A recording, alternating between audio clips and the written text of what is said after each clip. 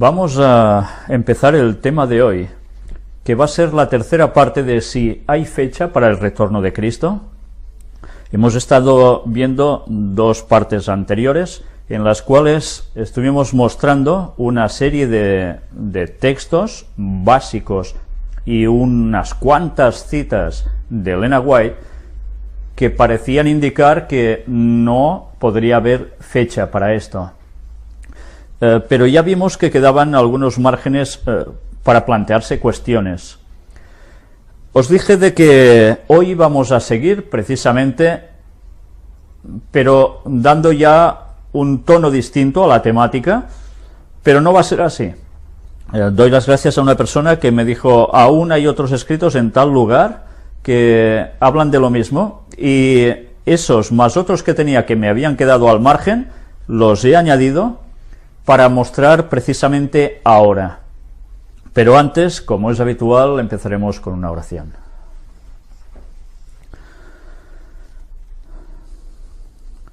Padre nuestro,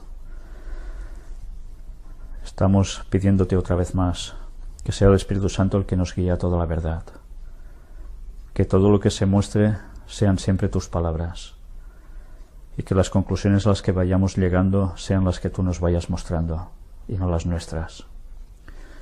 Ayúdanos, Señor, a tener siempre la mente abierta para examinarlo todo y retener lo bueno, y saber si en algún momento nos equivocamos. Sé tú quien nos dirija siempre, Señor. Perdona nuestros pecados, que te lo pedimos todo en el nombre de Jesús. Amén.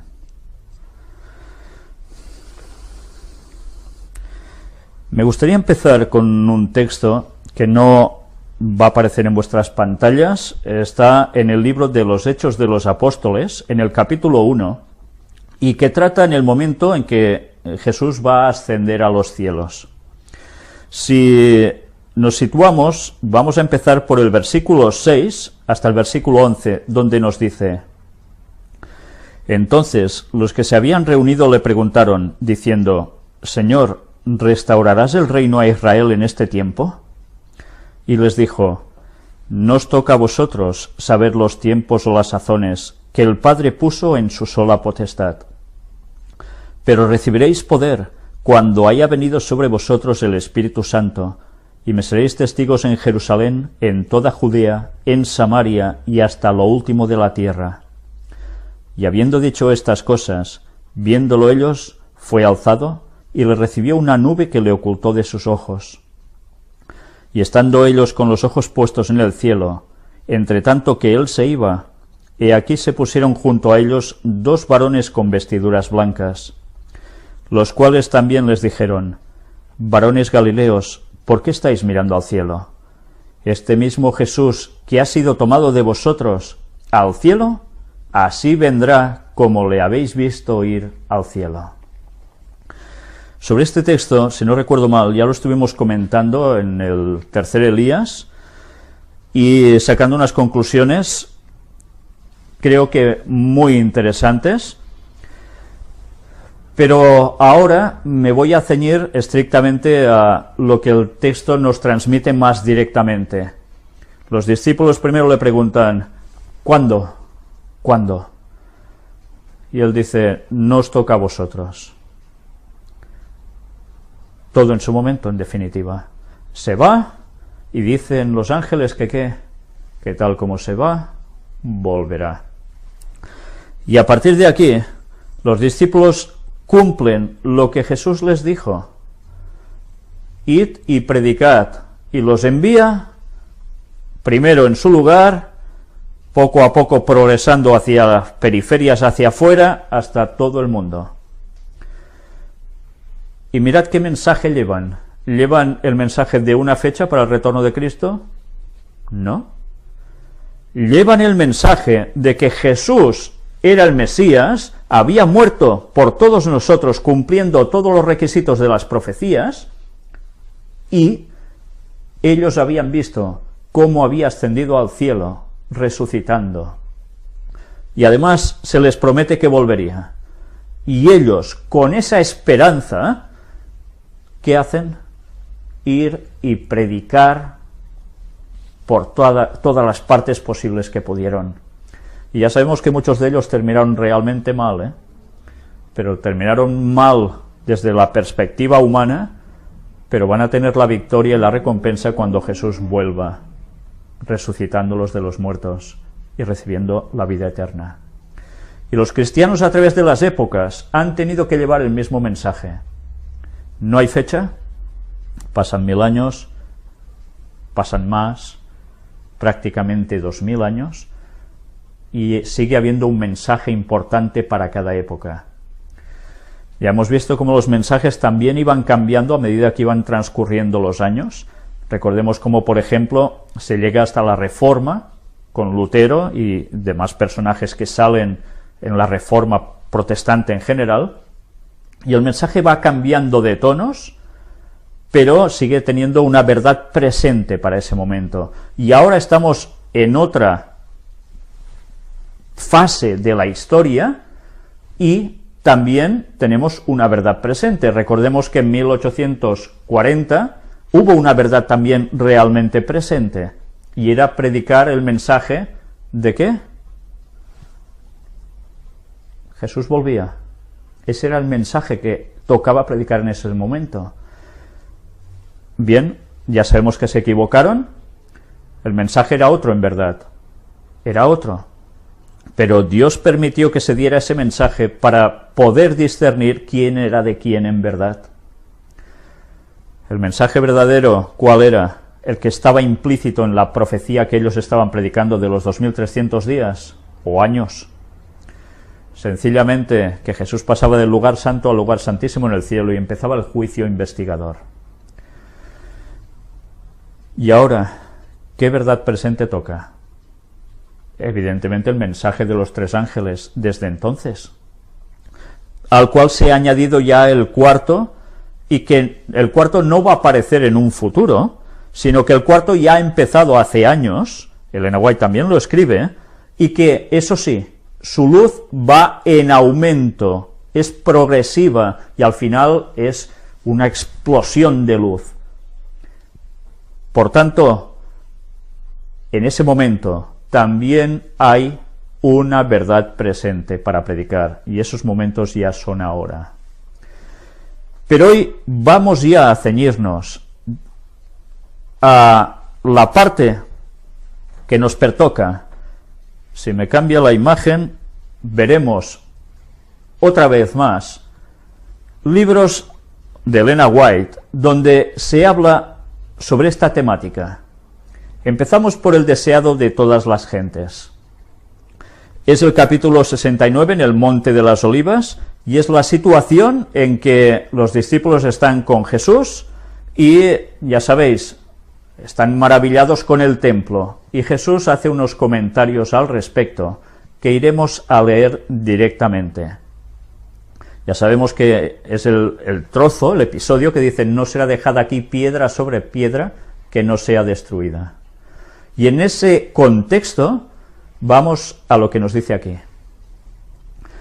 Las palabras de Cristo habían sido pronunciadas a oídos de gran número de personas, pero cuando Jesús estuvo solo, Pedro, Juan, Santiago y Andrés vinieron a él mientras estaba sentado en el Monte de las Olivas.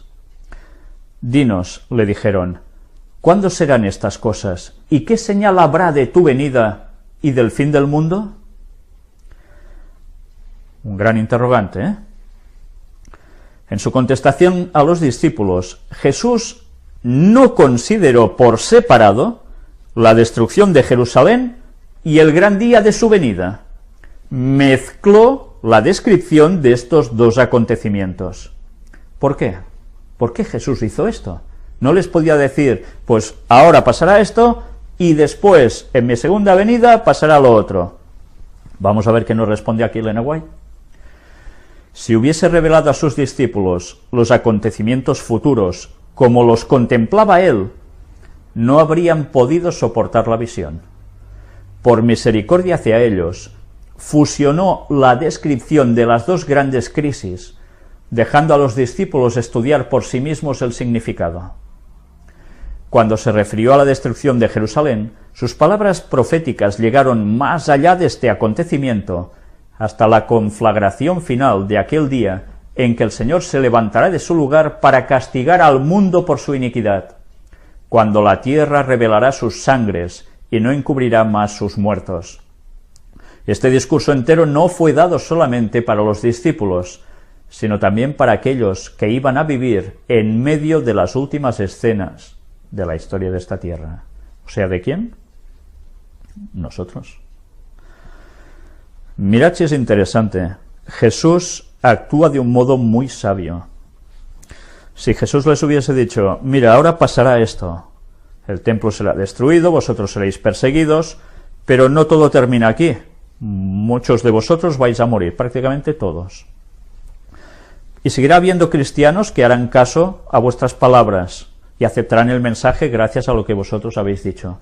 Pero cuidado, porque no vengo en esa generación, sino que aún van a pasar más años hasta que va a haber una gran persecución de 1260 años por un poder que iba a surgir procedente de Roma y que, bueno, destrozaría al pueblo de Dios. Pero aún no termina allí, sino que aún habrá unos años más en los cuales ese poder parece que ya termina, pero no, vuelve a surgir y vuelve a ir contra el pueblo santo. Y después aún vamos a tardar un poco más hasta que finalmente yo vuelva. Imaginaos que Jesús les dice esto, y les dice, para esto van a pasar 2000 años. ¿Cómo se quedarían los discípulos? Hundidos. Hundidos. ¿Con qué perspectiva se quedaron ellos cuando Jesús pronunció esta mezcla para que ellos mismos fueran indagando y buscando la verdad que el Espíritu Santo debía ir dándosela progresivamente?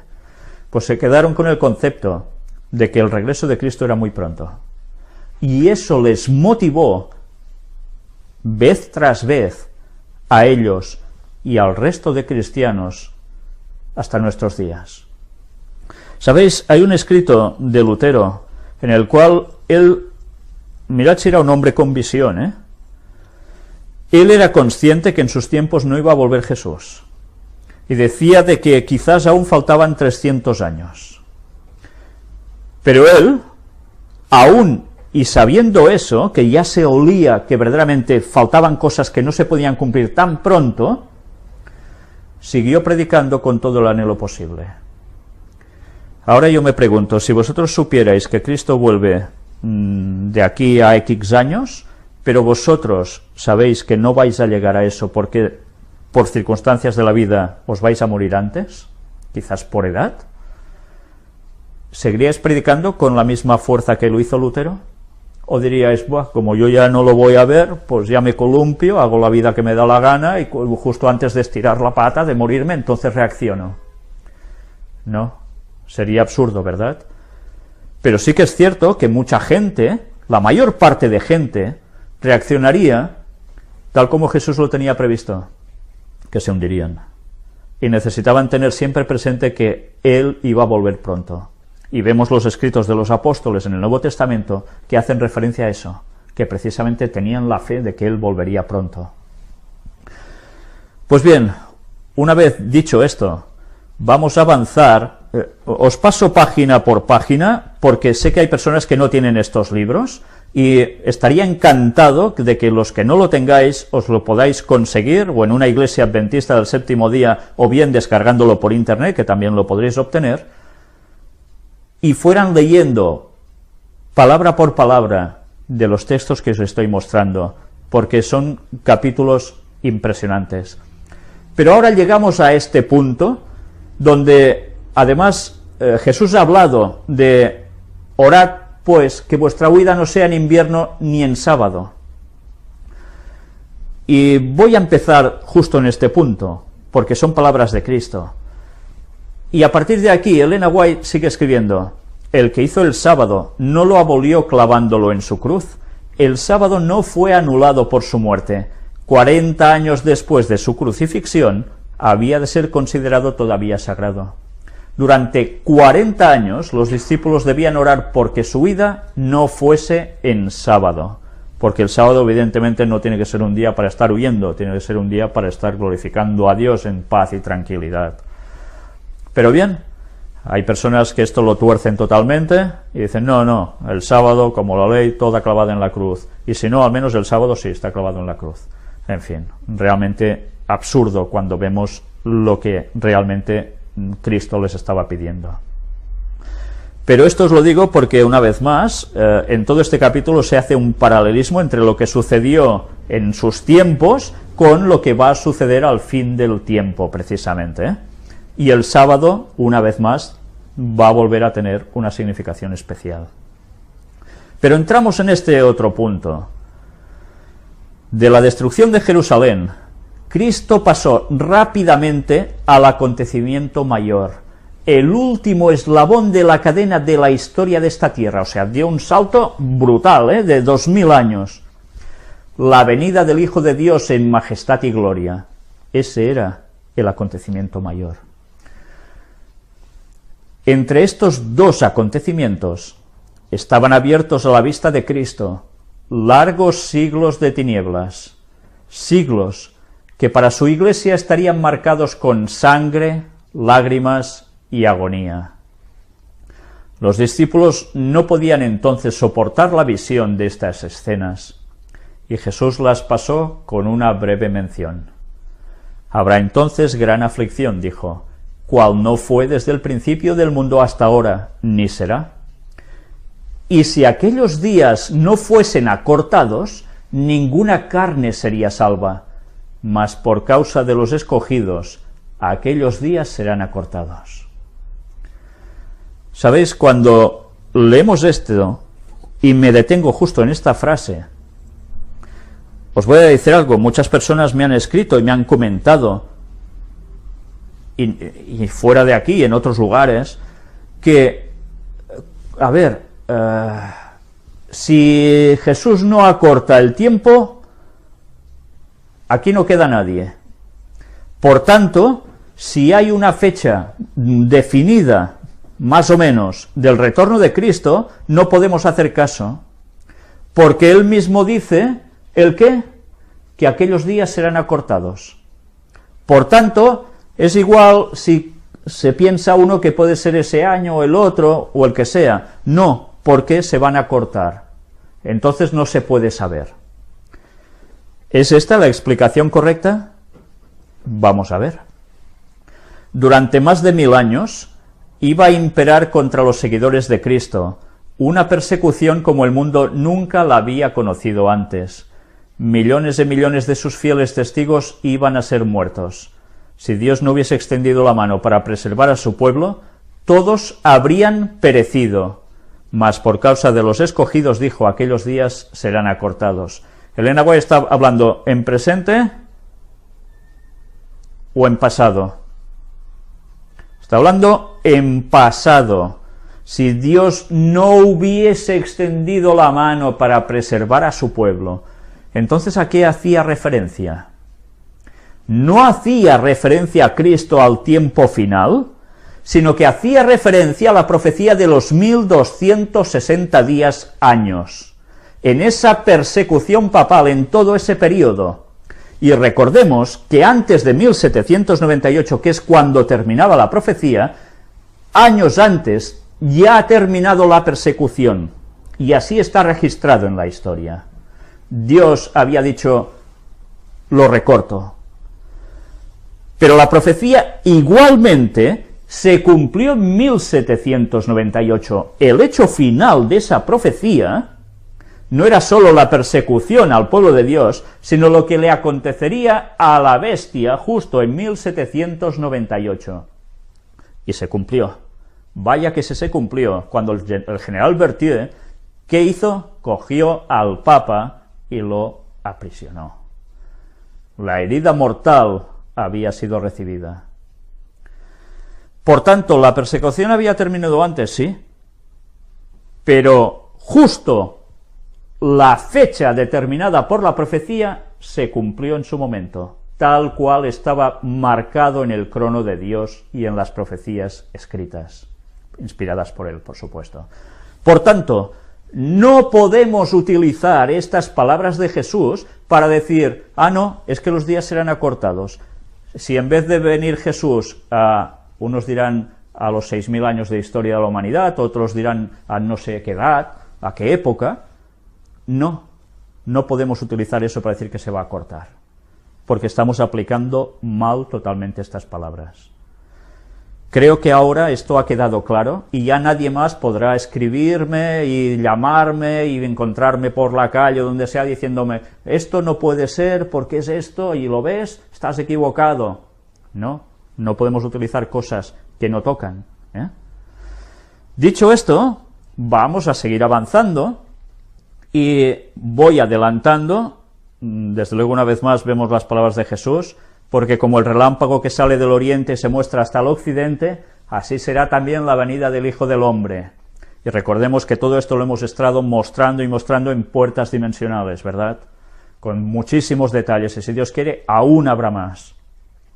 Pero nos vamos a detener justo en este punto. Cristo declaró que al final de la gran persecución papal, el sol se oscurecería y la luna no daría su luz. Luego las estrellas caerían del cielo. Y dice, de la higuera aprended la parábola. Cuando ya su rama se enternece y las hojas brotan, sabéis que el verano está cerca. Así también vosotros, cuando viereis todas estas cosas, sabed que está cercano a las puertas. Persecución papal. Después, ¿qué sucedería? Lo mismo que decía la profecía, y sucedió. El día oscuro, después la luna salió roja como sangre, y unos años después, la gran lluvia de estrellas, la más grande que ha conocido, que se sepa, el planeta. Tal como estaba prevista en la profecía, se cumplió. También os digo que esto se va a volver a repetir justo antes del regreso de Cristo, pero tuvo su cumplimiento ya literal en su momento, justo al finalizar la profecía de los 1260 años. Pero mirad qué dijo Jesús, de la higuera aprended la parábola. Estemos pendientes de la higuera, porque la higuera nos da un montón de lecciones. Ya hemos visto algunas, con Ángel presentando temas, veremos aún mucho más, si Dios quiere, también al respecto. Pero ¿qué nos está diciendo? Atentos, porque cuando esto sucede, ya prácticamente la cosa está finiquitada. Luego, después de darnos cuenta que nos está avisando atentos a las señales, Jesús es lo que nos está diciendo, vamos a este trozo. Pero el día y la hora de su venida, Cristo no los ha revelado. ¿Qué dice? El día y la hora de su venida, Cristo no los ha revelado. Explicó claramente a sus discípulos que él mismo no podía dar a conocer el día o la hora de su segunda aparición. Si hubiese tenido libertad para revelarlo, ¿por qué habría necesitado exhortarlos a mantener una actitud de constante expectativa? Hay quienes aseveran conocer el día y la hora de la aparición de nuestro Señor. Son muy fervientes en trazar el mapa del futuro, pero el Señor los ha amonestado a que se aparten de este terreno. El tiempo exacto de la segunda venida del Hijo del Hombre es un misterio de Dios. Con esta cita parece que ya está todo zanjado, ¿verdad? Vamos a analizarla primero. Pero el día y la hora, nada de nada. Cristo no lo ha revelado. Después nos dice, explicó claramente a sus discípulos que él mismo no podía dar a conocer el día o la hora de su segunda aparición. ¿Por qué no podía Jesús? ¿Esto quiere decir que sí lo sabía y no lo podía decir? ¿O que no lo sabía y por tanto no podía decirlo? Recordemos que Jesús viene como hombre. Aparca su divinidad al 100%.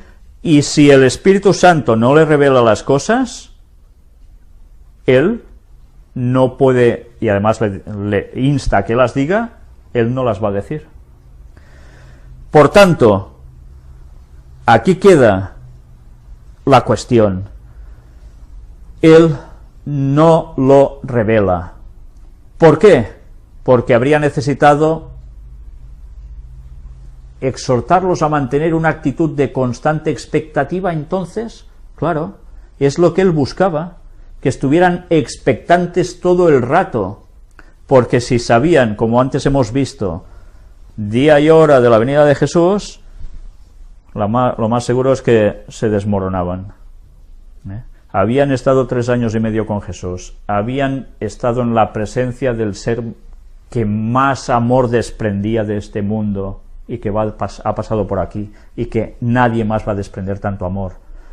¿Sabéis? Cuando tuve esa experiencia que conté en su momento, os puedo decir que cuando habéis sentido eso, no podéis compararlo con nada, ni con nadie. Y a partir de allí te das cuenta de que tú solo quieres estar con Él, es tu máximo anhelo, como para decirte, no, mira, olvídate que hasta de aquí 2000 años, nada de nada. Pues Él no lo reveló por esto. Si el Espíritu Santo se lo mostró, si el Espíritu Santo le mostró también a través de la palabra cuándo era ese momento, Él no lo dijo. Pero ahí está. Por tanto, ella sigue escribiendo y diciendo, quienes aseveran conocer el día y la hora de la aparición de nuestro Señor, ¿van bien o van mal? Van fatal. ¿Alguien puede conocer el día y la hora de la aparición de nuestro Señor? Creo que no. Es más, afirmo que no. Pero claro, cuando esto se presenta así, ya automáticamente dices, bueno, ya está. Una vez más, apaga y vámonos. Ya está todo dicho. Pero creo que no está todo dicho. Vamos a seguir avanzando porque ahora, una vez más, cuando Jesús está hablando bajo esta perspectiva, cita a un personaje clave en la Biblia. En la Biblia y en la historia de la humanidad, porque sin él, aquí no quedamos ni uno, pero es que no hubiésemos llegado ninguna generación. Habla de Noé. Habla de Noé, describe la situación de sus tiempos y nos va a decir algo interesantísimo. Dios ha establecido un día en el cual ha de juzgar al mundo. ¿Va a haber un día, sí o no, en el cual va a juzgar al mundo? Y lo ha establecido. Cuando Dios establece un día, quiere decir que dice, os voy a juzgar, un día de estos os juzgo. ¿O es que Dios ya tiene marcado en su calendario justo ese punto, ese día en el cual va a haber el juicio? ¿Creéis que Dios es tan chapucero de decir, mira, cuando se me antoje, pongo ahí un juicio? Cuando vemos a través de toda la Biblia que todo lo que Él dice tiene un tiempo matemáticamente perfecto, creo que pensar lo contrario es ser bastante corto de miras, pero muy corto de miras. Y si alguien tiene dudas de esto, que mire los temas de puertas dimensionales y del tercer Elías. Se va a dar cuenta de la magnífica visión matemática que Dios tiene sobre la historia, poniendo cada cosa justo en su momento. Y predicho anteriormente. Sigue diciéndonos, Cristo nos dice cuándo ha de iniciarse ese día. Anda, resulta que Cristo nos dice cuándo ha de iniciarse ese día. Entonces, ¿en qué quedamos? ¿Sí o no? ¿Se está contradiciendo Elena White? Vamos a seguir leyendo y veremos además de qué nos llega a hablar. No afirma que todo el mundo se convertirá, sino que será predicado este evangelio del reino en todo el mundo por testimonio a todos los gentiles, y entonces vendrá el fin. Mediante la proclamación del evangelio al mundo está a nuestro alcance apresurar la venida de nuestro Señor. Otra cuestión a tener en cuenta: ¿nosotros podemos apresurar la venida del Señor? Si nosotros podemos apresurar la venida del Señor, ¿qué quiere decir? ¿Que puede haber una fecha definida? ¿Y que Dios va a depender de lo que nosotros hagamos para que Él venga antes? Debería ser así, ¿eh? Debería ser así. Si nosotros cumplimos toda la faena de predicar a todo el mundo, ya está, ¿para qué esperar más, no? Pero, ¿Dios es Dios? ¿O Dios es un humano que no ve más allá de sus narices? ¿Dios es Dios y conoce el futuro de todo lo que va a hacer cualquier humano que pasa por la tierra? ¿O no sabe nada como nosotros? Dios es Dios. Por tanto, si es Dios, es omnisciente. Y Dios iba a saber que nosotros tenemos una misión por ejecutar, que es dar el Evangelio a todo el mundo. Estoy hablando de los cristianos en general, que tienen que dar un mensaje final. Pero Él sabía, o no sabía, que nosotros haríamos el papanatas y no daríamos precisamente el mensaje. Claro que lo sabía, de sobras que lo sabía. Por tanto, sí que nosotros podríamos apresurar. Pero ¿sabéis qué hará Él para que su momento exacto y matemático se cumpla? Elena White también escribe de esto en otros lugares. Dice que va a derramar ¿el qué? El Espíritu Santo, porque tocará, el momento se termina y llega ya por fin lo que Él manda. Espíritu Santo a por todas con esta gente. Y nos va a dar el Espíritu Santo para que prediquemos como la lluvia tardía con toda su fuerza. Y así muchos se convertirán y el mensaje llegará a todo el mundo. Y es más, Elena White dice de que también hasta los ángeles nos ayudarán a poder dar el mensaje en el tiempo final, porque no vamos a bastar ni los humanos para ello. Tengamos eso presente. Por tanto, ¿creéis que Dios sabe o no sabe el momento en que Él tiene que regresar? ¿Lo tiene bien marcado o va a improvisar? Sigamos leyendo. Si la Iglesia de Cristo hubiese hecho su obra como el Señor le ordenaba, todo el mundo habría sido ya amonestado y el Señor Jesús habría venido a nuestra tierra con poder y grande gloria. ¿Sí o no? Evidente. Es que a veces, hermanos, no utilizamos la cabeza que Dios nos ha dado para la lógica. Hay cosas que no haría falta ni que estuvieran escritas. Solo con un poco de lógica uno se da cuenta que todo funciona así. Pero como somos, Dios nos lo tiene que mostrar. Venga, profeta, escribe, porque es que si no nos enterarán. Y así nos pasa tantas veces. Pues bien, gracias a Dios que está escrito, para que no creáis que es un invento mío. Vamos a seguir avanzando, porque nos vuelve a hablar de Noé, nos habla también de la situación de Lot, y llegamos a este punto. Por cuanto no sabemos la hora exacta de su venida, se nos ordena que velemos. Evidente, ¿no? No sabemos la hora exacta de su venida, pues hemos de velar, hemos de estar atentos. ¿Cuándo conoceremos esa hora de su venida? ¿O no la podremos conocer? Ya vimos que Dios mismo iba a pronunciarlo. Pero para eso, ¿qué debemos estar? ¿Perdidos? ¿Pensando en musarañas? No, debemos estar pendientes de lo que acontece y saber en qué momento nos encontramos. Sigue diciendo aquí: bienaventurados aquellos siervos a los cuales cuando el Señor viniere, hallare velando. Los que velan esperando la venida de su Señor no aguardan en ociosa expectativa. La espera de la venida de Cristo debe inducir a los hombres a temer al Señor y sus juicios sobre los transgresores. Les ha de hacer sentir cuán grande pecado es rechazar sus ofrecimientos de misericordia. Los que aguardan al Señor purifican sus almas obedeciendo la verdad. Con la vigilancia combinan el trabajo ferviente. No se trata de estar quietecitos y parados, se trata de trabajar. Trabajar para el Señor, evidentemente, sobre todo, en la predicación. Por cuanto saben que el Señor está a las puertas, su celo se vivifica para cooperar con los seres divinos y trabajar para la salvación de las almas, Es evidente, tú sabes que el momento se acerca, pues lógicamente esto te motiva, ¿no?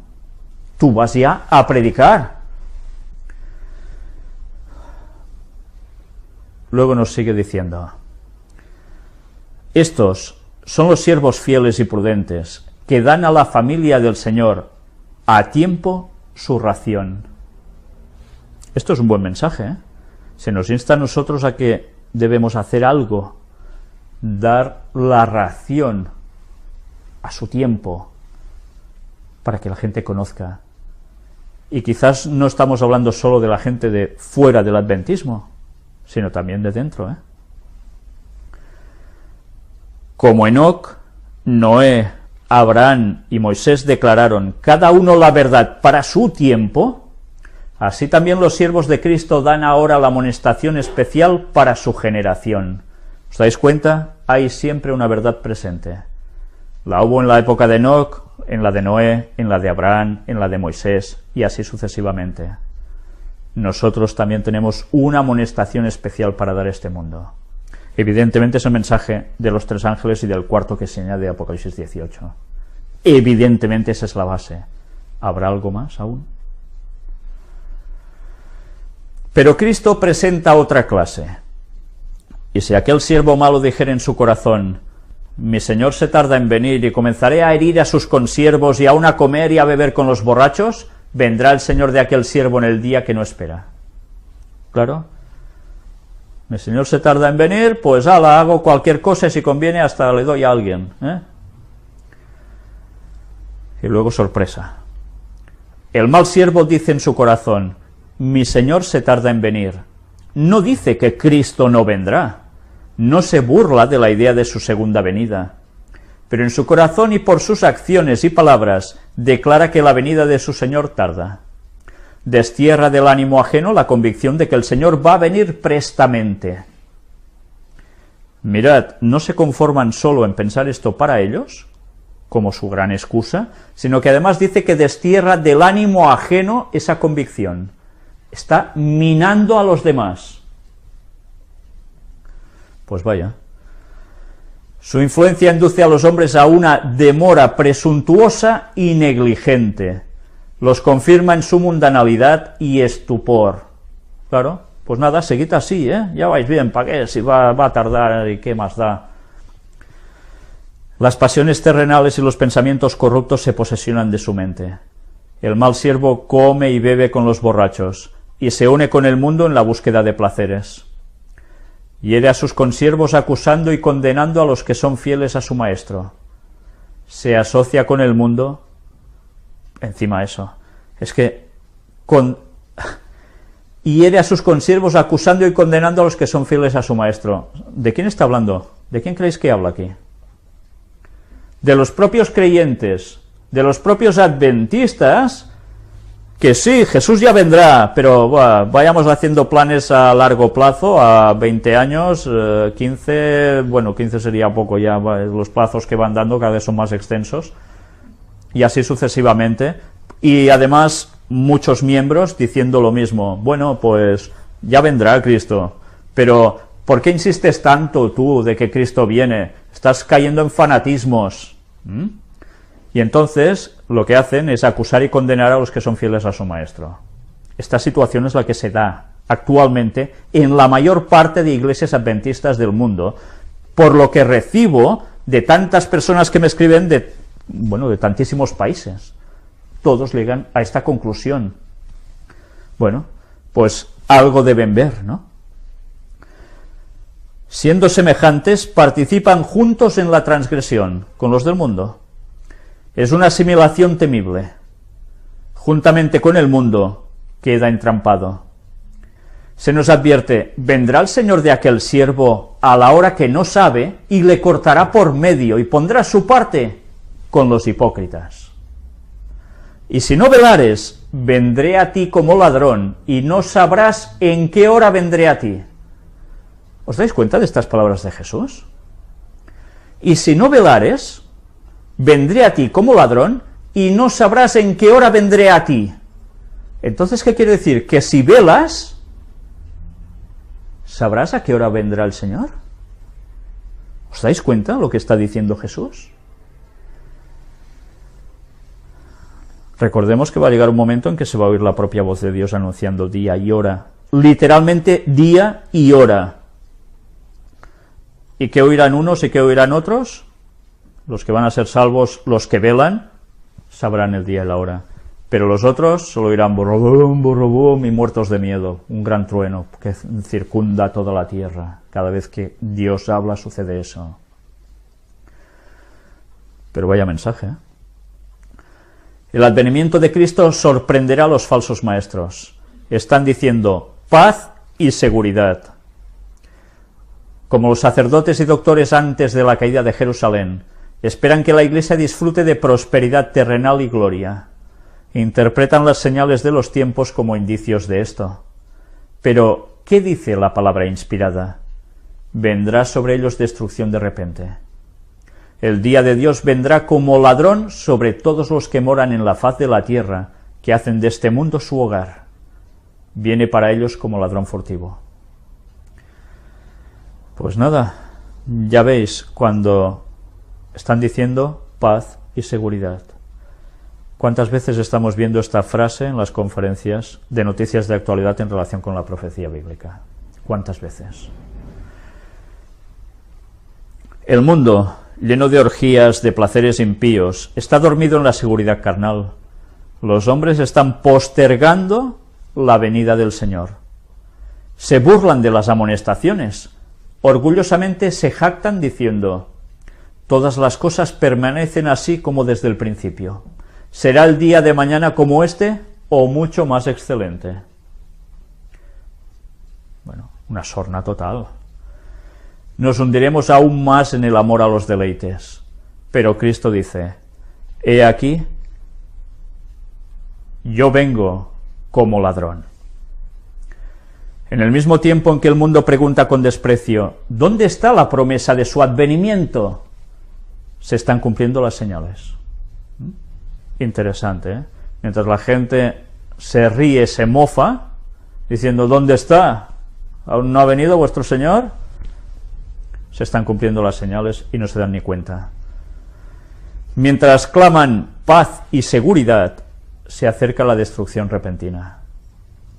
Cuando el escarnecedor, el que rechaza la verdad, se ha vuelto presuntuoso, cuando la rutina del trabajo en las diversas formas de ganar dinero se lleva a cabo sin consideración a los principios, cuando los estudiantes procuran ávidamente conocerlo todo, menos la Biblia, Cristo viene como ladrón. Y esta es la situación actual, ¿o no? ¿Desde cuántos púlpitos, cuando se predica, es todo mensajes de todo va bien, tranquilos, vamos creciendo, cada vez somos más miembros en el mundo, estamos bien, creciendo también en más iglesias por aquí, más iglesias por allá, ahora tenemos planes para hacer no sé qué, mientras, paz y seguridad. En fin. En el mundo todo es agitación. Las señales de los tiempos son alarmantes. Los acontecimientos venideros proyectan ya sus sombras delante de sí. El Espíritu de Dios se está retirando de la tierra y una calamidad sigue a otra por tierra y mar. Mirad, en sus tiempos ya estaba sucediendo esto, y ahora es mucho más, ¿o no? Y además ya dice que el Espíritu Santo ya se estaba retirando de la tierra, con calamidades, por supuesto. Hay tempestades, terremotos, incendios, inundaciones, homicidios de toda magnitud. ¿Quién puede leer lo futuro? ¿Dónde hay seguridad? No hay seguridad en nada que sea humano o terrenal. Rápidamente los hombres se están colocando bajo la bandera que han escogido. Inquietos, están aguardando y mirando los movimientos de sus caudillos. ¿Quiénes son sus caudillos? Los dirigentes de las naciones, los políticos que mandan en cada país. Estos son sus caudillos, y están pendientes de qué harán. Empezamos guerra con estos, nos vamos a pegar con los otros, nos van a hundir económicamente, nos van a resucitar económicamente, ¿qué va a suceder? ¿Así está el mundo, o no está el mundo así? Hay quienes están aguardando, velando y trabajando por la aparición de nuestro Señor. Otra clase se está colocando bajo la dirección del primer gran apóstata, o sea, de Satanás. Pocos creen de todo corazón y alma que tenemos un infierno que rehuir y un cielo que ganar. La crisis se está acercando gradual y furtivamente a nosotros. El sol brilla en los cielos y recorre su órbita acostumbrada, y los cielos continúan declarando la gloria de Dios. Cada día es así, ¿verdad? Pero mirad que dice, la crisis se está acercando gradual y furtivamente a nosotros. ¿Qué crisis? Hemos visto una crisis económica sin precedentes, ¿eh? Pero no solo la crisis económica, va a haber aún crisis generalizada del sistema en el mundo, pero además de conflictos a todos los niveles, incluido militares, tal como ella dice en otros lugares, ¿eh? Los hombres siguen comiendo y bebiendo, plantando y edificando, casándose y dándose en casamiento. Los negociantes siguen comprando y vendiendo. Los hombres siguen luchando unos con otros, contendiendo por el lugar más elevado. Los amadores de placeres siguen atestando los teatros, los hipódromos, los garitos de juego. Prevalece la más intensa excitación, y sin embargo el tiempo de gracia está llegando rápidamente a su fin, y cada caso está por ser decidido para la eternidad. ¿Cómo puede saber ella que el tiempo de gracia está rápidamente llegando a su fin? Por lo que está aconteciendo, ¿no? Satanás ve que su tiempo es corto. ¿Y cómo lo ve Satanás, que su tiempo es corto? Si han pasado 6.000 años, ¿por qué ahora él ve que su tiempo es corto? ¿Os lo habéis planteado? Pues porque Satanás conoce las profecías mejor que nosotros. Elena White lo describe como escudriñando las Escrituras mucho mejor que nosotros, y que ya desde tiempos antiguos, cómo no, conoce todas las profecías que van a marcar el retorno de Cristo. Pero además, Satanás sabe muy bien datos, y estos vais a quedar alucinados en el momento en que lo muestre. Quizás algunas personas ya lo sabrán, supongo que sí, evidentemente, pero muchos no. Y es algo muy concreto sobre por qué Satanás conoce que su tiempo es corto. Pero su tiempo literalmente, no más o menos. Atención a lo que estoy diciendo. Os vais a llevar una sorpresa, y grande. Porque esto nos va a dar también una gran pista. Recordemos que Satanás no inventa nada, ¿eh? Satanás copia, plagia lo de Dios y después lo tuerce a su lado. Tened este pensamiento presente, inculcado, porque os vais a dar cuenta de por qué Satanás sabe que su tiempo es corto. Yo ahora ya diría, no es corto, él sabe que es cortísimo. ¿Y por qué me refiero justo a que es cortísimo? ¿Por qué lo afirmo? Ya lo veréis. Ha puesto todos sus agentes a trabajar a fin de que los hombres sean engañados, seducidos, ocupados y hechizados hasta que haya terminado el tiempo de gracia y se haya cerrado para siempre la puerta de la misericordia. Él no parará de hacer todo esto, incluso hechizados, hasta que él sabe que el tiempo de gracia se termina. Por tanto, la puerta de la misericordia, de que podéis entrar en la salvación, se cierra. Solemnemente llegan hasta nosotros, a través de los siglos, las palabras amonestadoras de nuestro Señor desde el Monte de las Olivas. Mirad por vosotros, que vuestros corazones no sean cargados de glotonería y embriaguez, y de los cuidados de esta vida, y venga de repente sobre vosotros aquel día. Mirad que dice aquel día. Cuando vosotros decís aquel, ¿es que señaláis a alguien en concreto? Bueno, dicen que no está bien señalar, ¿no? Pero para que me entendáis, hay un día señalado. Y no es un día que Dios diga, ahora lo anticipo, ala, voy a darles una sorpresa a todos, ¿eh? ¿Por qué no nos da sorpresas? Porque nosotros debemos estar velando, y Dios tiene que revelar cosas para no pillarnos por sorpresa como los demás, si no nos coge como ladrón. Velad pues, orando en todo tiempo, que seáis tenidos por dignos de evitar todas estas cosas que han de venir y de estar en pie delante del Hijo del Hombre. Bien, aquí veis en qué se basa este capítulo, que es preciosísimo todo él. Pero habéis visto que he marcado unas frases en rojo, donde da la sensación de que no se puede conocer. Pero os he marcado también el año en que fue escrito el Deseo de todas las gentes, 1898. Al menos en este año se recopiló todos los escritos de Elena White que ya había salido en otros lugares y se compiló el libro. 1898. ¿Habéis ido recordando las fechas anteriores que mostramos en las otras dos temáticas? Pues ahora entramos en Joyas de los Testimonios, tomo 1, también de Elena White, y en este capítulo, la preparación para la venida de Cristo. Voy a ir directamente para situarnos. 1879. Este escrito es de entonces. Y viendo este escrito, bueno, nos habla, ya lo veis, más o menos, de que, bueno, vamos a leerlo porque es corto. En la reciente visión que me fue dada en Battle Creek, durante nuestra reunión general, se me mostró el peligro que corremos como pueblo de llegar a asemejarnos al mundo más bien que a la imagen de Cristo. Estamos ahora en los mismos umbrales del mundo eterno, pero es el propósito del adversario de las almas inducirnos a postergar la terminación del tiempo. El enemigo de las almas quiere hacer eso, postergar la terminación del tiempo. Al menos se lo propone. Satanás asaltará de toda manera posible a los que profesan ser el pueblo que guarda los mandamientos de Dios y espera la segunda aparición de nuestro Salvador en las nubes de los cielos con poder y grande gloria. Inducirá a tantos como pueda a postergar el día malo, a identificarse en espíritu con el mundo y a imitar sus costumbres. Me sentí alarmada al ver que el espíritu del mundo estaba dominando los corazones y las mentes de muchos que hacen alta profesión de la verdad.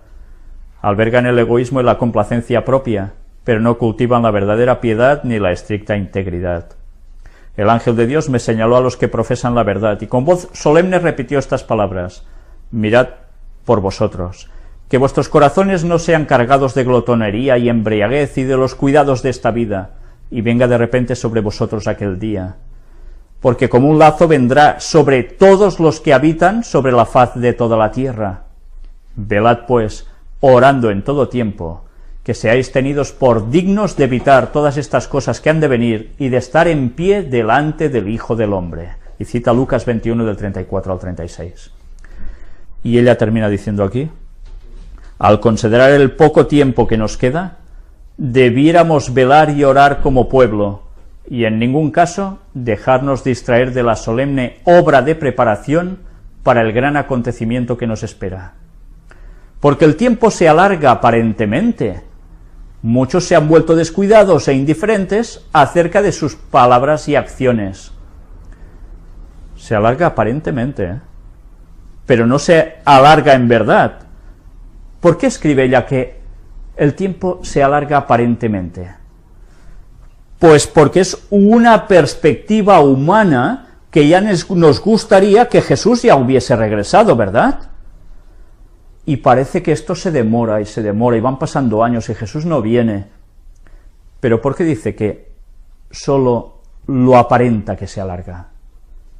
Porque Dios tiene un día marcado, fijémonos en eso, tiene un día marcado, por tanto, ni se alarga aparentemente, ni se demora aparentemente. Sí, aparentemente sí, pero no en realidad. ¿Entendemos? Y bien, sigue hablando y escribiendo al respecto y llegamos a este punto. Muchos de los que tomaron el nombre de adventistas han incurrido en el error de fijar fechas para la venida de Cristo.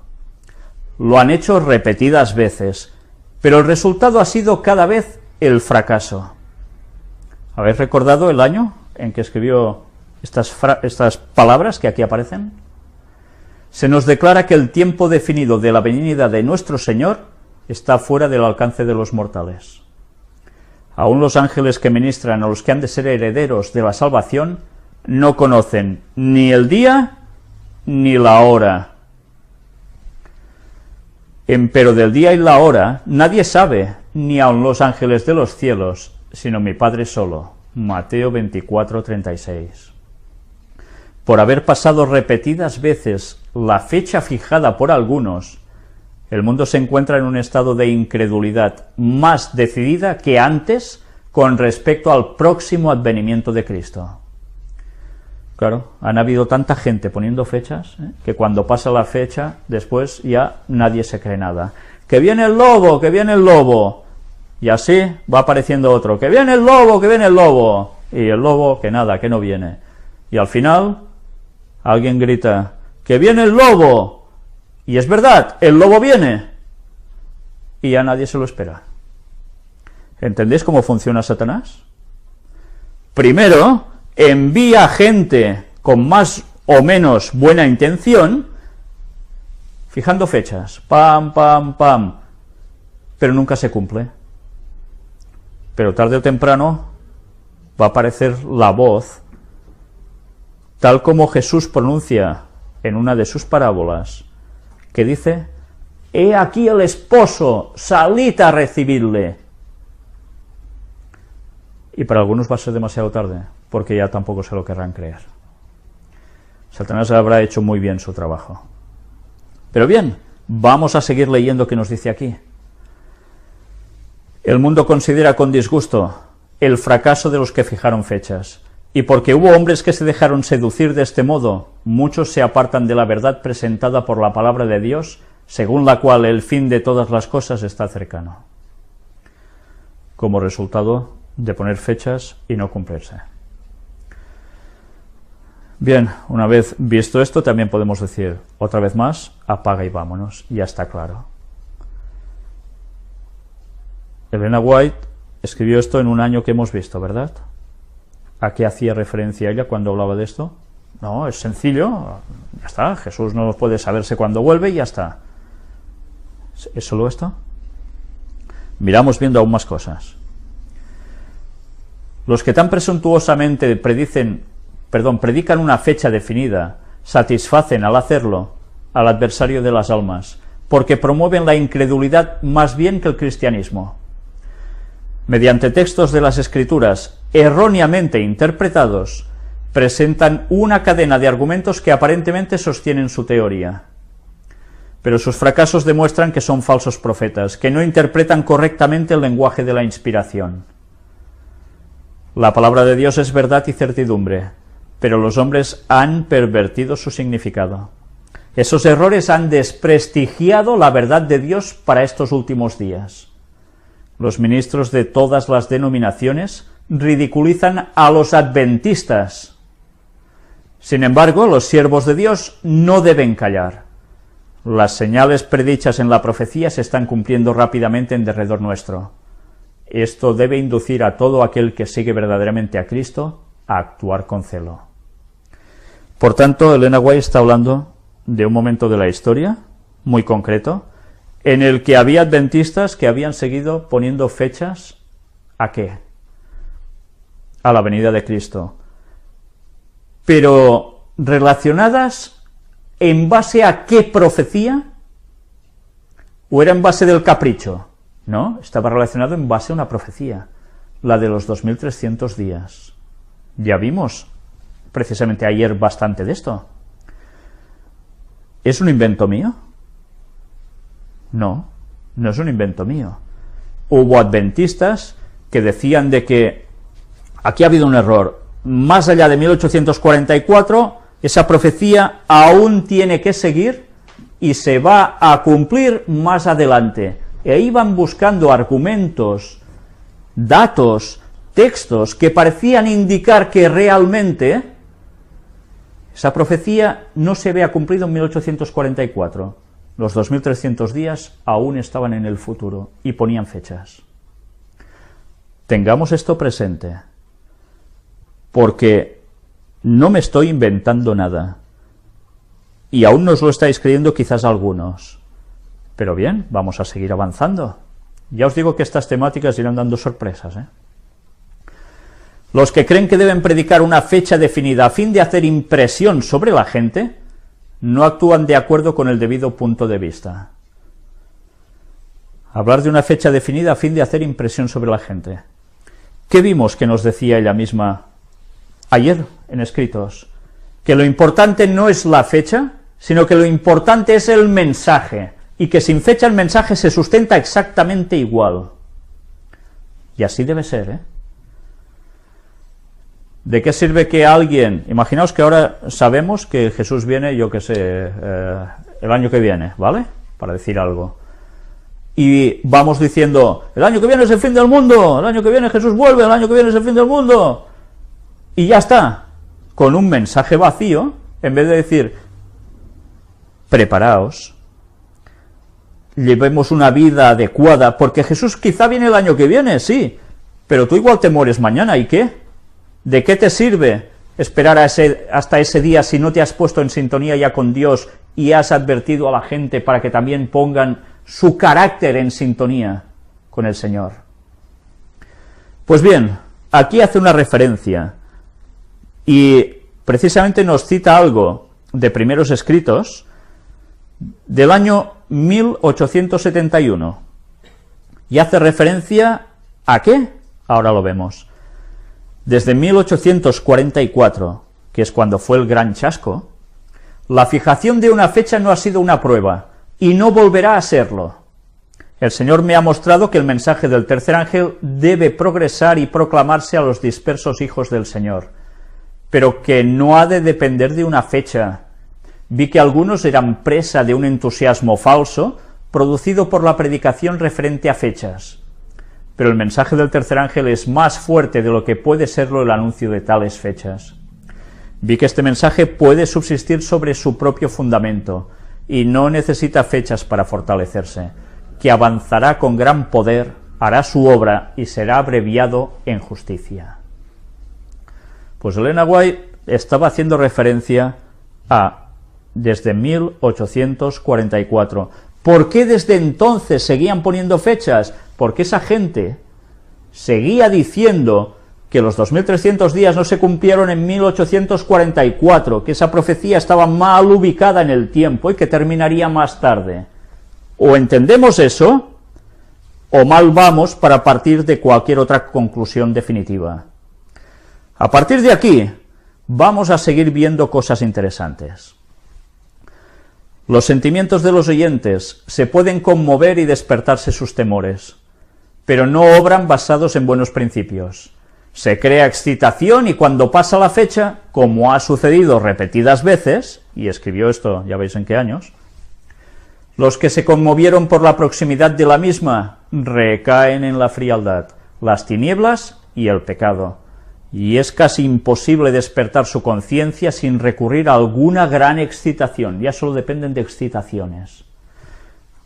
Ayer mostramos en la conferencia de noticias de actualidad en relación con la profecía cómo hay iglesias que se dicen cristianas que básicamente se basan en esto, en excitaciones, grandes emociones, y en verdad el texto bíblico pinta poco.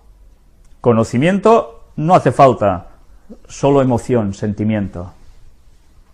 Y atención a lo que ahora vamos a leer. En el tiempo de Noé, los habitantes del mundo se burlaban de lo que llamaban los temores y presentimientos supersticiosos del predicador de la justicia. Interesante, ¿eh? Se burlaban de temores y presentimientos supersticiosos del predicador de la justicia. Y vais a ver ahora qué va diciendo. Se lo denunciaba como un visionario, fanático y alarmista. Mas como los días de Noé, así será la venida del Hijo del Hombre. Mateo 24:37. Se le decía visionario, fanático y alarmista. ¿Por qué? Vamos a verlo. Los hombres rechazarán en nuestra época el solemne mensaje de amonestación, como lo rechazaron en el tiempo de Noé. Se referirán a esos falsos maestros que predijeron el acontecimiento y citaron la fecha definida, y dirán que no tienen más fe en nuestra advertencia que en la de ellos. ¿Advertencia? ¿Está hablando de qué? Vinieron falsos maestros, anunciaron fechas, no se cumplieron, por tanto, si tú vas y anuncias algo parecido, ¿qué va a suceder? que no te van a creer. Curioso, ¿eh? Tal es la actitud del mundo hoy. La incredulidad está muy difundida y la predicación de la venida de Cristo es asunto de burla y ridículo. Esto contribuye a que sea tanto más esencial que los que creen en la verdad presente manifiesten su fe por sus obras, o sea, que hay que vivir como Dios quiere que vivamos para ser un testimonio a todo el mundo. ¿Creéis que no era un zángano de cuidado? ¿Creéis que él predicaba, bueno, mira, esto se termina, pero yo voy ahí a beber y me voy a dar una vuelta por aquí a hacer no sé qué burradas? ¿Creéis que Noé funcionaba así? No era un ejemplo impresionante como persona, como auténtico cristiano en su época.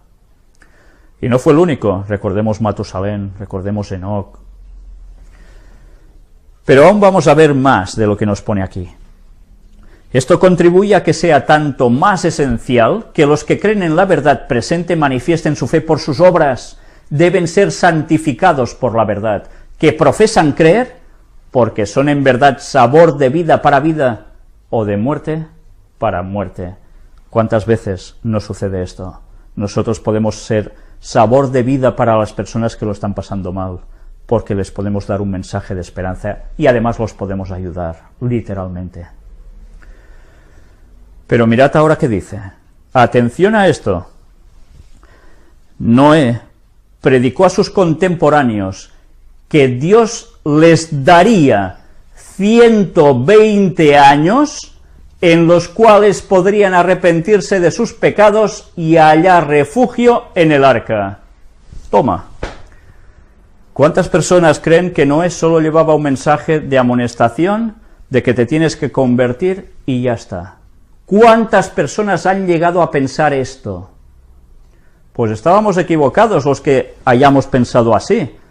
Noé predicó ese mensaje, que el fin del mundo llegaba, que hallarían refugio en el arca, pero les dijo, durante 120 años hay fecha y vendrá el diluvio. No me invento nada, está escrito. Noé predicó a sus contemporáneos que Dios les daría 120 años.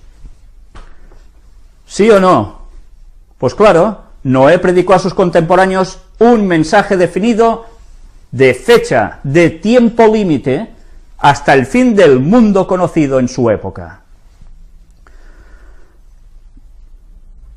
Pero ellos rechazaron la misericordiosa invitación. ¿Rechazaron el qué? Rechazaron el mensaje de amonestación, de cambio, y rechazaron el mensaje de fecha. Eso no podía ser, decían. No podía ser. Les fue concedido abundante tiempo para apartarse de sus pecados, vencer sus malas costumbres y adquirir un carácter justo. ¿Cuántos años vivía esta gente? ¿Lo recordáis? ¿Cuántos años vivían los antediluvianos? Mirad en Génesis y veréis que se acercaban a la raya de los 1000 años. 900 y pico de años. Matusalén 969, el récord Guinness, que aparece en la Biblia. Pero otros 950, 900 y algo. Bueno, pues ¿qué quiere decir esto? Que de toda esa larga vida que llegaban a tener estos señores, Dios había estipulado una fracción de tiempo en consonancia a su perspectiva de vida, y les da 120 años, diciéndoles, al final de este año 120 viene el diluvio. Así les habló Noé. Está escrito, no me lo invento yo. Tenéis 120 años y viene el fin. Pero la inclinación al pecado, aunque débil al principio en muchos, se fortaleció por la repetida participación en el pecado, y los precipitó a una ruina irreparable. La misericordiosa amonestación de Dios fue rechazada con mofas, burlas y ridículo. Y ellos fueron dejados en tinieblas para seguir el curso que su corazón pecaminoso había escogido. Pero su incredulidad no impidió que se cumpliese el acontecimiento predicho. predicho, anteriormente dicho. Llegó y grande fue la ira de Dios, que se apreció en la ruina general. Y así terminó el mundo por primera vez, anegado en agua. Y Noé resulta que tenía un mensaje que además incluía una fecha. ¿Os habíais percatado de esto? El texto sigue escribiendo aquí Elena White, interesante. Yo ahora os voy a remitir a Génesis 6:3, porque esto está en nuestras Biblias, ¿cuántas veces lo hemos leído?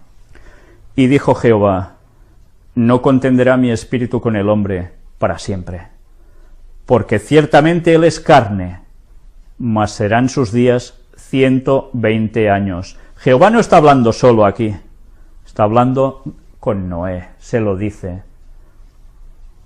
Os doy 120 años. Y eso es lo que él debía decir a la gente. ¿No sacáis ninguna conclusión de todo esto? ¿No suena nada esto? Eso fue en la primera destrucción de esta tierra. ¿En la segunda puede haber un paralelismo o no? No, que Elena White escribe que no puede ser. ¿Elena White se estaba refiriendo exactamente a eso? ¿O se estaba refiriendo a la prolongación de la profecía de los 2300 días? Bien, la Biblia nos lo decía. ¿Sabéis? Hay personas, me he encontrado hermanos de iglesia de muchos años, que decían, es que Dios les dice que más de 120 años el hombre no va a vivir, que va a ser su límite de edad. O sea, que la gente, sí, iremos llegando a 90, 100 años de vida, y lo máximo 120, de aquí el cuerpo humano no puede pasar. Esta no es la aplicación del texto, lo hemos visto, y además cae por toda la lógica aplastante. ¿Cuántos años estuvo Noé haciendo el arca? 120 años. Justo cuando Dios le dice, él empieza, y le va anunciando durante 120 años, díselo a la gente. ¿Y creéis que Dios, que es Dios y no cambia, ahora va a decir, ¡sorpresa! Es que no es lógico, es Dios. Bueno, quizás aún pensáis cosas que no puede ser, pues iremos viendo más cosas. Entramos en eventos de los últimos días, un libro recopilatorio de Elena White, donde los compiladores pusieron las citas que ellos creyeron convenientes, más o menos acertadamente o no, y las recopilaron para querer expresar un cierto mensaje, escritos de muy diversa índole, de muchos textos distintos, escritos por ella, recopilados en este tomo. Y está muy bien, porque hay cosas interesantísimas. ¿Cuándo serán estas cosas? Es el capítulo 3. Los discípulos le preguntan a Cristo acerca de su regreso. No os lo voy a leer, porque lo hemos visto ya. Hemos ido directamente a la fuente, no solo al párrafo. Deseado de todas las gentes. 1898. Joyas de los testimonios, también lo vimos. 1879. Leamos este, de 1892. No hemos de saber el tiempo definido ni para el derramamiento del Espíritu Santo ni para la venida de Cristo. ¿Por qué Dios no nos ha dado este conocimiento? Porque si lo hiciera no haríamos un uso correcto del mismo. Como resultado de este conocimiento existiría entre nuestro pueblo un estado de cosas que retardaría grandemente la obra de Dios de preparar a un pueblo para estar en pie en el gran día que vendrá. ¿Sí o no? Es lógico, ¿no? ¿Qué le hizo a los discípulos Jesús? Lo mismo. Si en tiempos de Elena White les dice, mirad, pueblo, y me estoy poniendo, por decirlo de un modo, en el puesto de Jesús, entendedme, no voy a venir hasta el 2000 no sé cuánto. ¿Qué hubiese pasado? Pues la misma reacción, se hubiesen hundido. Pero recordemos, hay una proporción de tiempo que Dios le da a los antediluvianos, respecto a la edad de vida que ellos tenían, para advertirles también, sí, hay un mensaje, pero tenéis que saber que hay una fecha de ese fin. ¿Tendrá algo que ver esto con tiempo posterior a Elena White? Ya iremos viendo. Y sigue escribiendo aquí, Como resultado de este conocimiento, existirá entre nuestro pueblo un estado de cosas que retardaría grandemente la obra de Dios de preparar a un pueblo para estar en pie en el gran día que vendrá. No debemos vivir en base a una agitación relacionada con el tiempo. ¡Claro que no! ¿Cómo vamos a vivir en base a eso? No se puede vivir en base a eso. Se vive en base de una fe, de un mensaje, de querer ser como el Señor. Usted no podrá decir que Él, Jesús, vendrá dentro de 1, 2 o 5 años, ni tampoco tiene que postergar su venida diciendo que tal vez no ocurra por 10 o 20 años. Escrito en 1892. 1892 no es 1992, ni es 2014. Estamos hablando de más de 100 años transcurridos. ¿De la gente de esos momentos queda alguien vivo? Nos estamos acercando al gran día de Dios, las señales se están cumpliendo, y sin embargo no tenemos un mensaje que nos diga el día y la hora de la aparición de Cristo. Y ahora tampoco lo tenemos, Quien diga que tiene el día y la hora de la aparición de Cristo, va fatal, pero fatal. El Señor nos ha encubierto sabiamente este asunto para que siempre podamos estar en un estado de expectación y preparación para la segunda aparición de nuestro Señor Jesucristo en las nubes del cielo.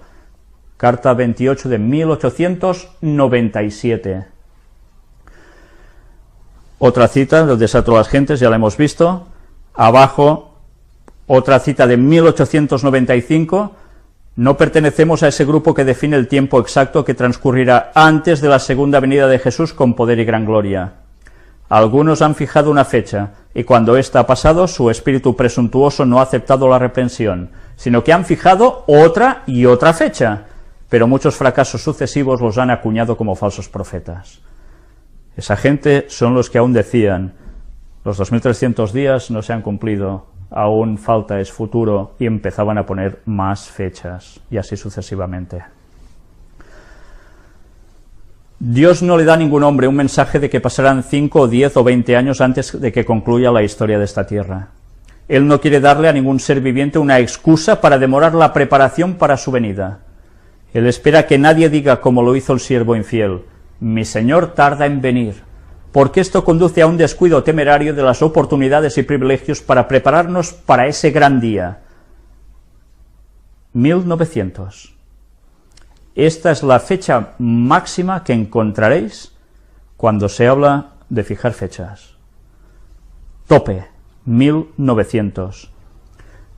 Y ya hemos visto que continuamente se estaba refiriendo a lo mismo. Por haber pasado repetidas veces la fecha fijada por algunos, el mundo se encuentra en un estado de incredulidad más decidida que antes con respecto al próximo advenimiento de Cristo. El mundo considera con disgusto el fracaso de los que fijaron fechas, y porque hubo hombres que se dejaron seducir de este modo, muchos se apartan de la verdad presentada por la palabra de Dios, según la cual el fin de todas las cosas está cercano. 1879, ya lo vimos también ayer. Esta carta de 1887. Entiendo que el hermano A.G. Daniels ha fijado fecha, por decirlo así, declarando que el Señor vendrá dentro de 5 años. Ahora bien, espero que no se extenderá por todas partes la impresión de que somos de aquellos que fijan fechas. Que no se hagan tales comentarios, no hacen ningún bien. Que no se trate de conseguir un reavivamiento en base a ninguno de esos argumentos, sino que se use de la debida cautela en toda palabra que se expresa, para que los fanáticos no se apoderen de nada que les permita crear una excitación que entristezca al Espíritu Santo.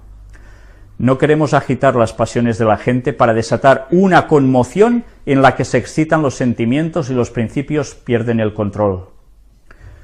Siento que necesitamos estar en guardia por todos lados, porque Satanás está activo para hacer todo lo posible a fin de insinuar sus estratagemas y ardides que serán un poder para hacer daño. Debe temerse cualquier cosa que suscite una conmoción, que cree una excitación sobre una base equivocada, porque la reacción seguramente vendrá. 1887. Una base equivocada. No tiene que haber excitación respecto a esto, pero a una base equivocada. Siempre habrá en la Iglesia movimientos espurios y fanáticos realizados por personas que pretenden ser guiadas por Dios, por aquellos que correrán antes de ser enviados, y que establecerán fechas para el cumplimiento de profecías que aún no se han realizado. El enemigo se regocija con este proceder, porque sus repetidos fracasos y su desviación de la atención hacia puntos falsos provoca confusión e incredulidad. 1897. Y bien, esto ha ido sucediendo en la historia de la Iglesia Adventista, y algún caso bastante reciente, que además, como era de esperar, no solo era cuestión de poner una fecha, sino era cuestión de derribar las bases, hasta que al final todo ha sido un fracaso. Mensajes Selectos, tomo 2, nos decía también: declaré definidamente a estas personas fanáticas en las reuniones espirituales celebradas en Jackson que estaban haciendo la obra del adversario de las almas que se hallaban en tinieblas. Pretendían poseer una gran luz, según la cual el tiempo de gracia terminaría en octubre de 1844. Entonces declaré en público que al Señor le había placido mostrarme que no habría una fecha definida para el mensaje dado por Dios desde 1844. ¿A qué hacían referencia? A una detalles que querían poner en la profecía de los 2300 días. Ya no tocaba. Se cumplió en 1844 lo que se dijo y punto.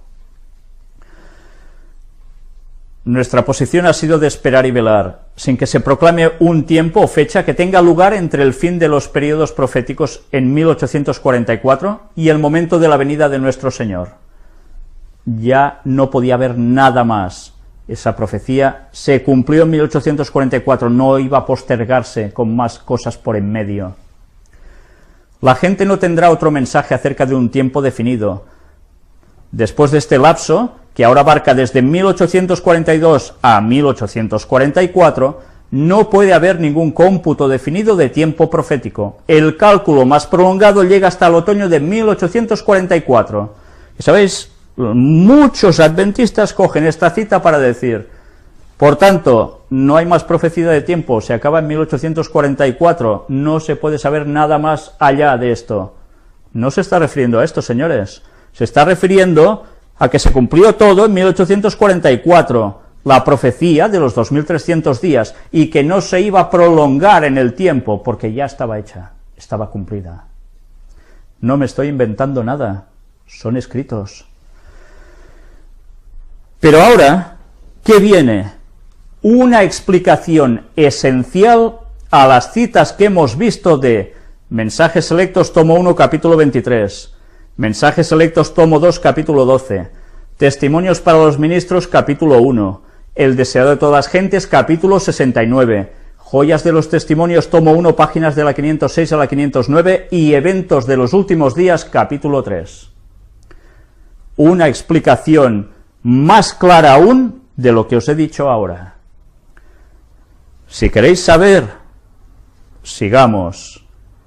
Si no, pues quedaos con el pensamiento de que lo que habéis pensado hasta ahora es correcto y nadie me quita de esa postura con una idea preconcebida. Ante Dios no nos van a valer ideas preconcebidas, nos va a servir el estudio, el escudriñamiento y que el Espíritu Santo nos guíe. A partir de aquí, cada uno que saque sus conclusiones, pero nos vamos a llevar sorpresas impresionantes. Dios tiene un tiempo marcado. ¿Podremos saber algo de eso o no? Noé, 120 años, dijo, y vendrá el diluvio. Mensaje de amonestación, de corrección, de volver a Dios plenamente y prepararse para esa fecha. Fue el mundo destruido por agua. Jesús está pronto a volver. Estos son los indicios que aprendemos de la parábola de la higuera, ¿verdad? Por las señales. ¿Qué hemos de predicar? El mensaje de los 4 ángeles. ¿Y en qué consiste? Ya lo sabemos. ¿Qué haría el tercer Elías en su mensaje final? Ya vimos quiénes eran el tercer Elías. ¿Qué iba a hacer? Pues dar un mensaje de volver el corazón de los padres hacia los hijos y de los hijos hacia los padres. Una amonestación de cambio, de reprensión, de volver a poner nuestras vidas en sintonía con Dios. ¿Y nada más? ahora viene una segunda destrucción. Dios va a dar una sorpresa porque sí. Mientras meditáis en ello, y espero que no solo meditéis en ello, sino que analicéis todo bien y busquéis por vosotros mismos con la dirección divina, yo no voy a decir nada más. Sencillamente voy a terminar con una oración. Pero este tema va a seguir.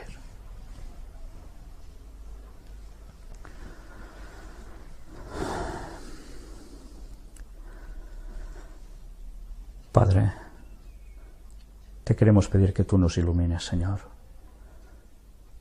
Que tus palabras sean las nuestras.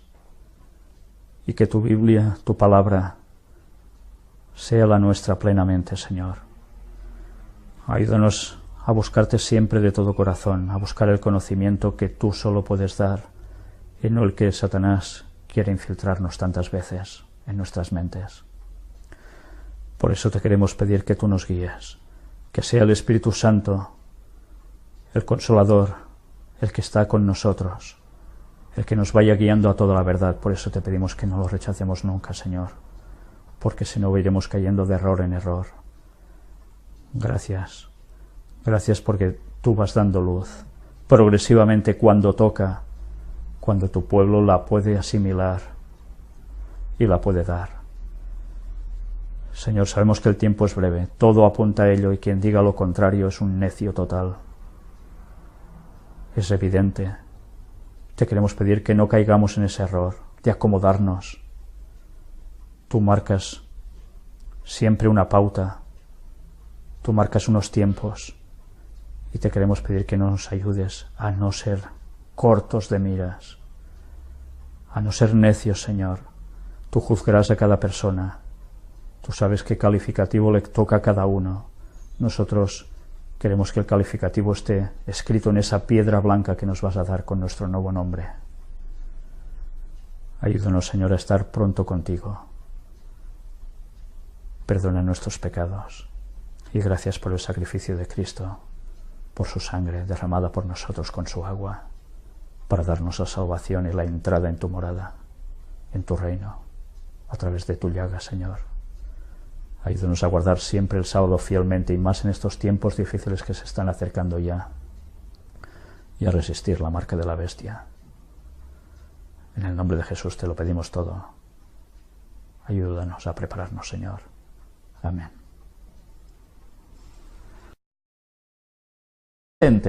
Y era predicar el mensaje ¿de qué? Jesús volvía. Ese era el mensaje que tocaba predicar en ese momento. Bien, ya sabemos que se equivocaron. El mensaje era otro, en verdad. Era otro. Pero Dios permitió que se diera ese mensaje para poder discernir quién era de quién en verdad. El mensaje verdadero, ¿cuál era? El que estaba implícito en la profecía que ellos estaban predicando de los 2300 días o años. Sencillamente que Jesús pasaba del lugar santo al lugar santísimo en el cielo y empezaba el juicio investigador. Y ahora, ¿qué verdad presente toca?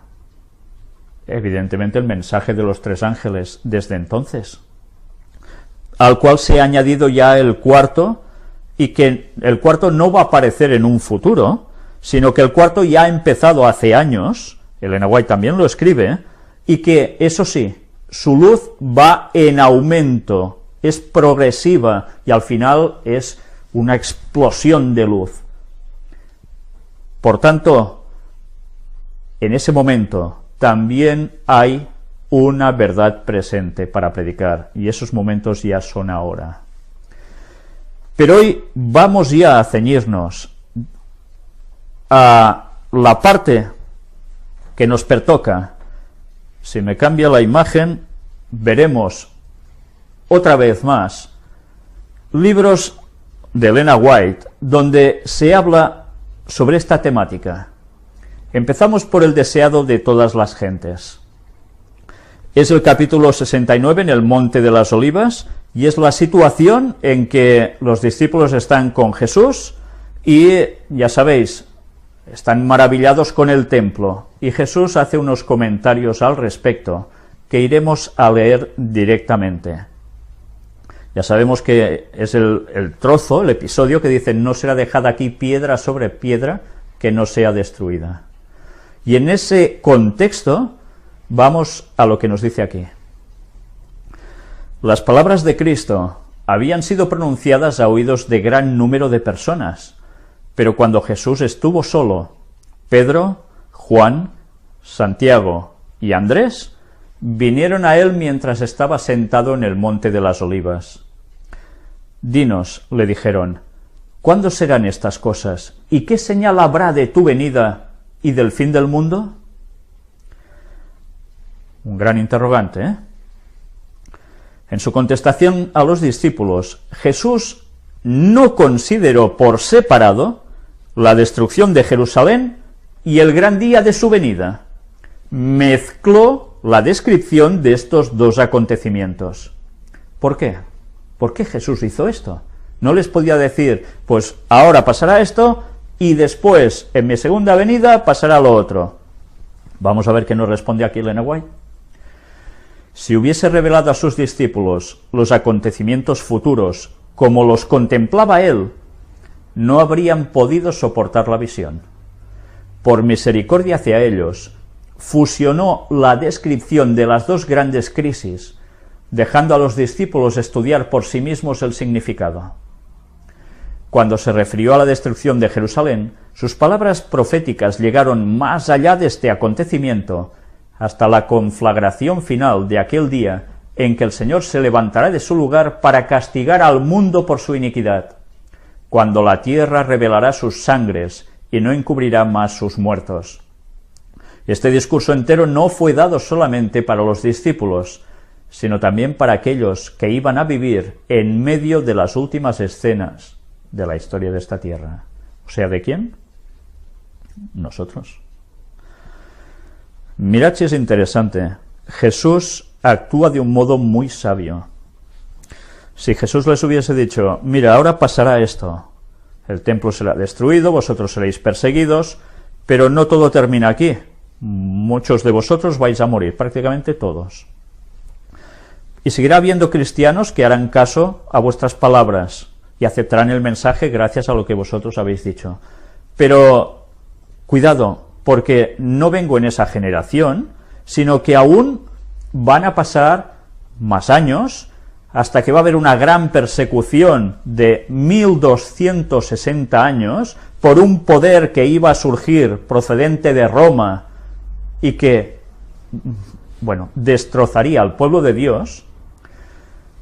Pero aún no termina allí, sino que aún habrá unos años más en los cuales ese poder parece que ya termina, pero no, vuelve a surgir y vuelve a ir contra el pueblo santo. Y después aún vamos a tardar un poco más hasta que finalmente yo vuelva. Imaginaos que Jesús les dice esto, y les dice, para esto van a pasar 2000 años. ¿Cómo se quedarían los discípulos? Hundidos. Hundidos. ¿Con qué perspectiva se quedaron ellos cuando Jesús pronunció esta mezcla para que ellos mismos fueran indagando y buscando la verdad que el Espíritu Santo debía ir dándosela progresivamente? Pues se quedaron con el concepto de que el regreso de Cristo era muy pronto. Y eso les motivó vez tras vez a ellos y al resto de cristianos hasta nuestros días. ¿Sabéis? Hay un escrito de Lutero en el cual él, mirad si era un hombre con visión, ¿eh? Él era consciente que en sus tiempos no iba a volver Jesús, y decía de que quizás aún 2 varones con vestiduras blancas, los cuales también les dijeron, varones galileos, ¿por qué estáis mirando al cielo? Este mismo Jesús que ha sido tomado de vosotros al cielo, así vendrá como le habéis visto ir al cielo. Sobre este texto, si no recuerdo mal, ya lo estuvimos comentando en el tercer Elías, y sacando unas conclusiones, creo que muy interesantes, pero ahora me voy a ceñir estrictamente a lo que el texto nos transmite más directamente. Los discípulos primero le preguntan, ¿cuándo? ¿Cuándo? Y él dice, no os toca a vosotros. Todo en su momento, en definitiva. Se va, y dicen los ángeles que tal como se va, volverá. Y a partir de aquí, los discípulos cumplen lo que Jesús les dijo: id y predicad, y los envía primero en su lugar, poco a poco progresando hacia las periferias, hacia afuera, hasta todo el mundo. Y mirad qué mensaje llevan. ¿Llevan el mensaje de una fecha para el retorno de Cristo? No. Llevan el mensaje de que Jesús era el Mesías, había muerto por todos nosotros cumpliendo todos los requisitos de las profecías, y ellos habían visto cómo había ascendido al cielo, resucitando. Y además se les promete que volvería. Y ellos, con esa esperanza, ¿qué hacen? Ir y predicar por todas las partes posibles que pudieron. Y ya sabemos que muchos de ellos terminaron realmente mal, pero terminaron mal desde la perspectiva humana, pero van a tener la victoria y la recompensa cuando Jesús vuelva, resucitándolos de los muertos y recibiendo la vida eterna. Y los cristianos, a través de las épocas, han tenido que llevar el mismo mensaje. No hay fecha, pasan 1000 años, pasan más, prácticamente 2000 años, y sigue habiendo un mensaje importante para cada época. Ya hemos visto cómo los mensajes también iban cambiando a medida que iban transcurriendo los años. Recordemos cómo, por ejemplo, se llega hasta la Reforma, con Lutero y demás personajes que salen en la Reforma protestante en general, y el mensaje va cambiando de tonos, pero sigue teniendo una verdad presente para ese momento. Y ahora estamos en otra fase de la historia y también tenemos una verdad presente. Recordemos que en 1840 hubo una verdad también realmente presente. Aún faltaban 300 años. Pero él, aún y sabiendo eso, que ya se olía que verdaderamente faltaban cosas que no se podían cumplir tan pronto, siguió predicando con todo el anhelo posible. Ahora yo me pregunto, si vosotros supierais que Cristo vuelve de aquí a X años, pero vosotros sabéis que no vais a llegar a eso porque por circunstancias de la vida os vais a morir antes, quizás por edad, ¿seguiríais predicando con la misma fuerza que lo hizo Lutero? ¿O diríais, buah, como yo ya no lo voy a ver, pues ya me columpio, hago la vida que me da la gana y justo antes de estirar la pata, de morirme, entonces reacciono? No, sería absurdo, ¿verdad? Pero sí que es cierto que mucha gente, la mayor parte de gente, reaccionaría tal como Jesús lo tenía previsto, que se hundirían. Y necesitaban tener siempre presente que Él iba a volver pronto. Y vemos los escritos de los apóstoles en el Nuevo Testamento que hacen referencia a eso, que precisamente tenían la fe de que Él volvería pronto. Pues bien, una vez dicho esto, vamos a avanzar.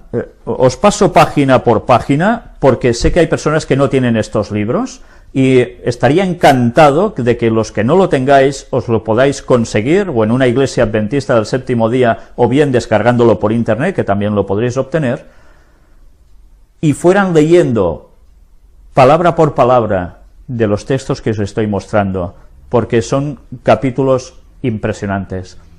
Pero ahora llegamos a este punto, donde además Jesús ha hablado de orad pues que vuestra huida no sea en invierno ni en sábado. Y voy a empezar justo en este punto, porque son palabras de Cristo. Y a partir de aquí, Elena White sigue escribiendo: el que hizo el sábado no lo abolió clavándolo en su cruz. El sábado no fue anulado por su muerte. 40 años después de su crucifixión, había de ser considerado todavía sagrado. Durante 40 años, los discípulos debían orar porque su vida no fuese en sábado. Porque el sábado, evidentemente, no tiene que ser un día para estar huyendo, tiene que ser un día para estar glorificando a Dios en paz y tranquilidad. Pero bien, hay personas que esto lo tuercen totalmente y dicen, no, el sábado, como la ley, toda clavada en la cruz. Y si no, al menos el sábado sí está clavado en la cruz. En fin, realmente absurdo cuando vemos lo que realmente Cristo les estaba pidiendo. Pero esto os lo digo porque, una vez más, en todo este capítulo se hace un paralelismo entre lo que sucedió en sus tiempos con lo que va a suceder al fin del tiempo, precisamente. Y el sábado, una vez más, va a volver a tener una significación especial. Pero entramos en este otro punto.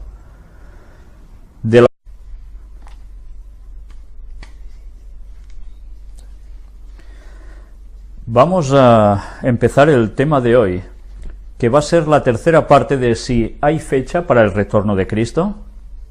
Hemos estado viendo dos partes anteriores, en las cuales estuvimos mostrando una serie de textos básicos y unas cuantas citas de Elena White que parecían indicar que no podría haber fecha para esto.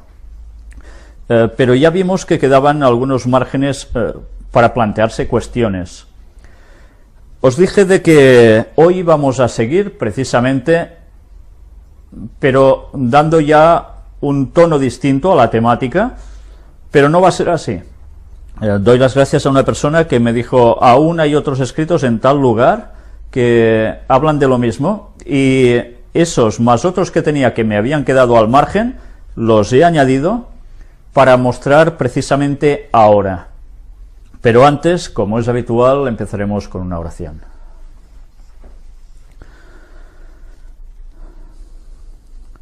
Padre nuestro, estamos pidiéndote otra vez más que sea el Espíritu Santo el que nos guíe a toda la verdad, que todo lo que se muestre sean siempre tus palabras, y que las conclusiones a las que vayamos llegando sean las que tú nos vayas mostrando, y no las nuestras. Ayúdanos, Señor, a tener siempre la mente abierta para examinarlo todo y retener lo bueno, y saber si en algún momento nos equivocamos. Sé tú quien nos dirija siempre, Señor. Perdona nuestros pecados, que te lo pedimos todo en el nombre de Jesús. Amén.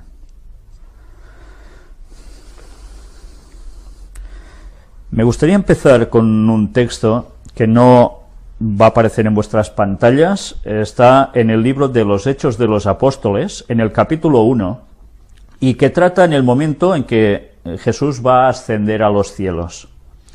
Si nos situamos, vamos a empezar por el versículo 6 hasta el versículo 11, donde nos dice: Entonces los que se habían reunido le preguntaron, diciendo: Señor, ¿restaurarás el reino a Israel en este tiempo? Y les dijo: No os toca a vosotros saber los tiempos o las sazones que el Padre puso en su sola potestad. Pero recibiréis poder cuando haya venido sobre vosotros el Espíritu Santo, y me seréis testigos en Jerusalén, en toda Judea, en Samaria y hasta lo último de la tierra. Y habiendo dicho estas cosas, viéndolo ellos, fue alzado, y le recibió una nube que le ocultó de sus ojos. Y estando ellos con los ojos puestos en el cielo, entre tanto que él se iba, he aquí se pusieron junto a ellos